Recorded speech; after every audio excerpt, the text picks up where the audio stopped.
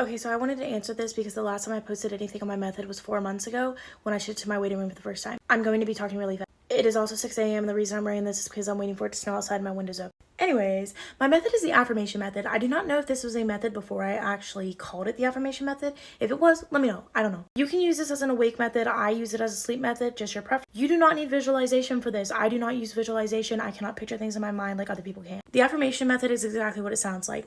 I have 3 steps to this. This isn't a step, but lay in any position you want, close your eyes, say all of this stuff that I'm about to say in your head. Step 1, saying affirmations. I go through all of my affirmations.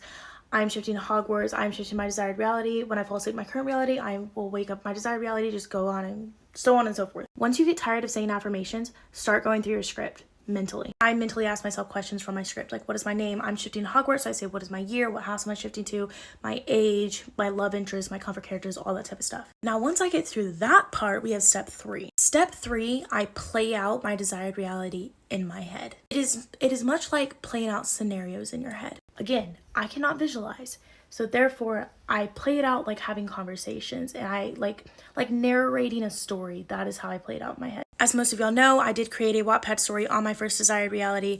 I never finished it because I created a second desired reality in the middle of writing it.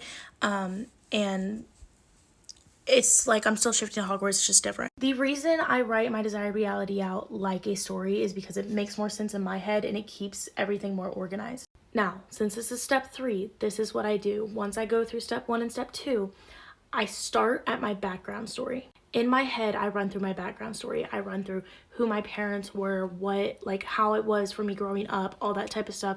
Everything leading up to the day that I wake up in my desired reality. Once I get to that point, I start where I wake up. I go through where I wake up, what I'm doing. I end up apparating to the Malfoy Manor.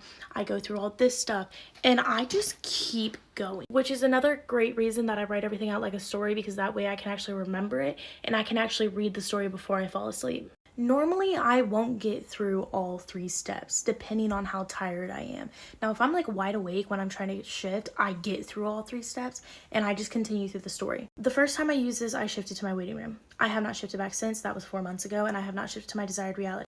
Once I get through all 3 steps and I'm like tired enough, I just fall asleep and hope for the best.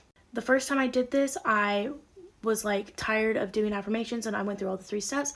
I rolled over, I closed my eyes. Within like 5 seconds, my eyes instantly opened. I was in my waiting room. That's the easiest way I can explain it. I believe that I got through everything. Sorry, I filmed this like 5 different times, so I rambled a lot, so I had to talk really fast. But if you have any more questions, comment down below. I will respond by video, and I love y'all. Bye, good night, good morning.